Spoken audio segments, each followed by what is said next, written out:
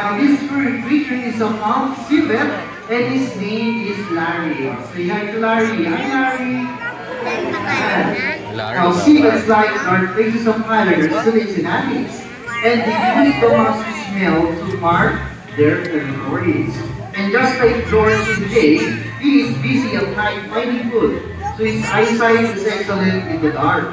But his specialty is the very sensitive sense of smell. So we're going to put into the test right now. It's Larry. So I have 3 bamboo cups right here. And I'm going to hide the tree in either one of these bamboo cups. And his job is to sniff it up. And he will going to tell us if we found the trick by sniffing the bamboo cup using his phone. Okay. Alright. Okay, so let's try it. Larry, no picking. Right now, okay, so Larry, whenever you're ready, go find the tip for us. Okay, running, sniffing. Wow, we found it! Great job. Let's try it one more time, but this time, you decide. Alright, so we have first and third. So, ilalagay. Where? Ito? Ito? Okay. Okay, so Larry, whenever you're ready.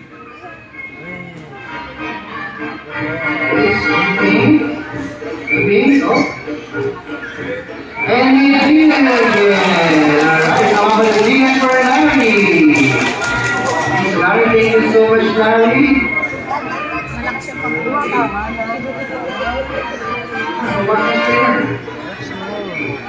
Okay, there you go.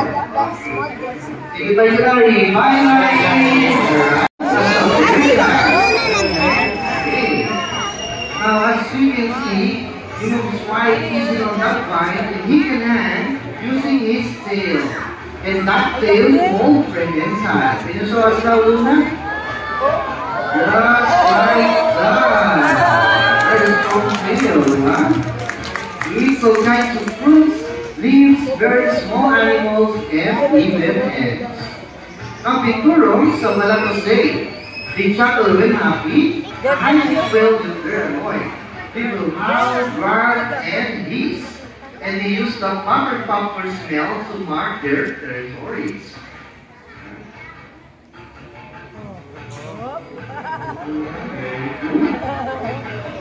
There you go. And they also have a very unusual hind feet that they can turn them backwards so they can walk straight down in that trunk head first, just like that. Diba? That makes travel easy. And here in the Philippines, Pinturons can only be found somewhere in Luzon. Saan mo natin siya makikita dito sa Luzon? Saan? Palawan. Yes, you're right. That's why they're also known as Palawan bear cat. Okay, so how about a big hand for Luna, our Pinturon? Nakakagilid, di ba? Luna. Actually, Pinturons are related to the Sibets. Related po sila. So, sa akin, parang asin. Okay, thank you so much, Luna. The other one is Bamboo, our male giant fruit bat. You can see the difference. Now, I see giant because they are one of the largest bats in the world. When they are full blown, they can reach the wingspan of 5 feet long. Okay, diba? Now, Bamboo injury has 5 toes in each foot and 4 fingers in those delicate stretchy wings. And their tongues stick out so they can move along the branches. Yeah. But everybody wants to know, why do bats hang upside down? Bakit nga ba? An idea? Sleeping? Para magka-abs, you work out. Okay, just kidding. So, everybody try this. There's a couple of reasons. But first, I want you to try this. Close your hand like this. Okay, close your hand. Breathe inside. See how much energy it takes to do that. Now I want you to relax your hand. And your hand opens, right? Well, the bat's claws work the opposite. When they are relaxed, their claws are closed. Like that. So when they hands, they are more comfortable. And the other reason that their legs are so small and thin, and it's not designed to walk on or take them from the ground just like birds. So what they need to do is to climb up into the higher place and fly. Just like that.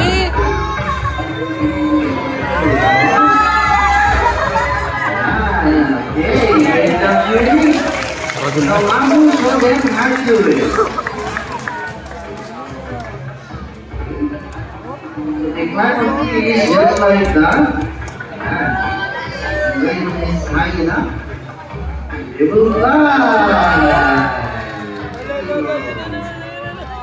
Okay, one more round down. Good. And that is how a bat flies. Very nice. There you go. Oh, Kaya ako magkarapani ng dolan. Kaya ako magkarapani ng dolan. Okay. Okay, so ready players? Ready? 1, 2, 3. Okay. So this is Dennis, our Burmese icon. Yan. Now, kagaya ng sabi ko kanina, di ba? They have key senses we humans cannot review. Bakit kaya? Okay, I will explain this carefully. Okay. Napansin niyo ba yung snake? Palabas-labas yung dila? Yes. Now, they keep sticking their tongue out because they're smelling the air with it. So they use their tongue for smelling, nose for breathing. Ibang function, di ba? And Dennis here has no eyelids. Wala po silang talupa. So their eyes are always open even though they are sleeping. But it's protected by transparent scales called spectacles. Katulad po yun ng mga contact lenses na ginagamit natin. Di ba? And lastly, this beautiful pattern on his skin, it helps to blend perfectly to their environment, like this branch over here. And that is what we call again? Camouflage. Right. Now, I have a question. Some people think that snakes are slippery and slimy. Are they slippery and slimy? Are they? Who says slippery and slimy? Raise your hand. One here, one. How about smooth and dry? Smooth and dry? Okay. Parang matindi. How about I don't know? Yes, I don't know. I don't know. Okay, ganito na lang. Or guys, why do we choose a brave volunteer from the Pagkuspana? Mami, volunteer. Ikaw, mami. Ikaw, volunteer. Mawakan. Ito na lang. Okay, welcome to our show. Para tawag ko bata. Is the Alright. What is your name? Cristel. Cristel, are you afraid of snakes? Hindi. Hindi daw siya takot. Perfect. Hindi pang makain ko si Dennis. Okay, sino po kasama ni Cristel? Family, isa from family. Hello! Any last words for her? Family, joke lang. Okay, so we're going to play a little game. So all you have to do is follow my very simple instruction. Are you ready, Cristel? Parang lalo siyang puputin. Okay, dito tayo. First, I want you to touch Dennis' tail just like this. Huwag mo siya dito. Tapos, okay. Okay. Alright, one more time. Okay, next. I want you to feel down his body from here down to the tail. Hello, kamay. Yes.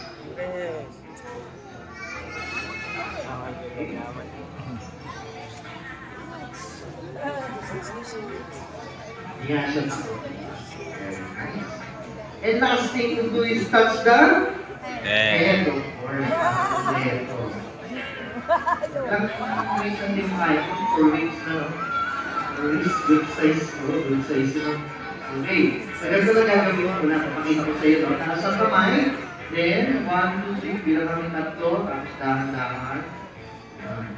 Okay, are you ready? Okay, so taas ang kamay. Ready? 1, 2, 3.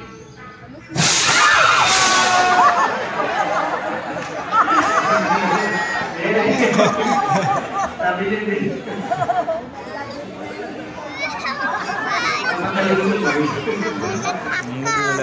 Okay. Let's do it one more time. Laki ng ahas, no? Okay, 1, 2, 3. Wala nang gulatan. Okay?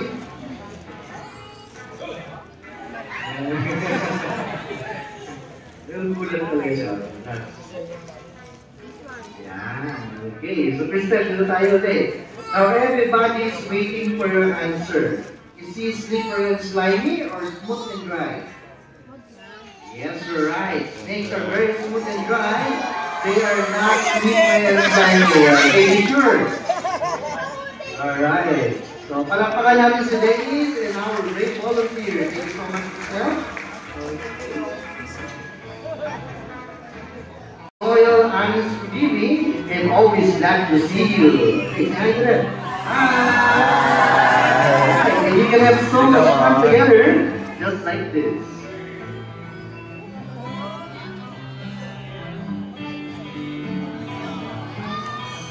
Tingnan mo ito, nag-ano siya, nag-tricks ng dog-dog.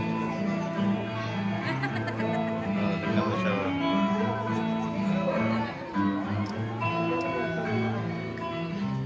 Ganda ng dog.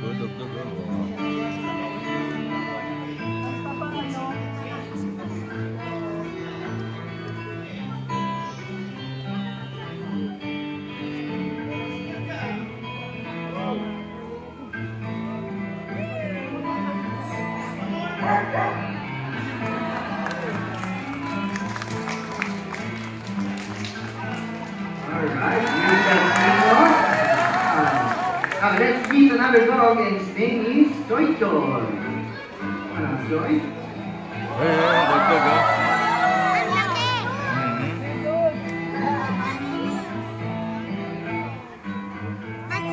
Laki na, laki na.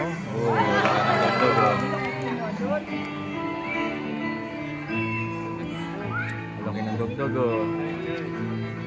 Yun o, yung dog-dog, oh.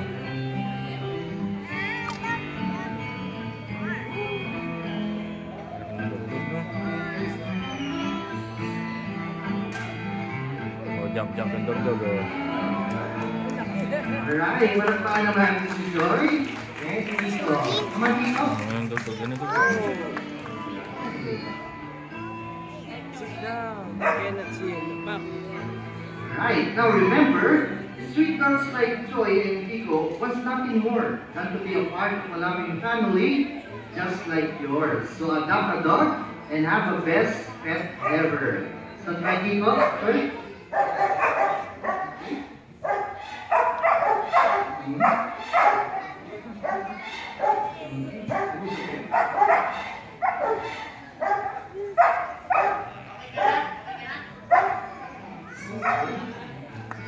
Anong sagot, sir? Yes! Yes lang. Ang haba ng tawag, yes sir. Okay, ganda na lang. How about the wave goodbye? We're going to wave goodbye to them. Bye! Bye! Sorry, bye na. Bye-bye. Okay, so how about a big hand for Kiko and Joyce? Bye!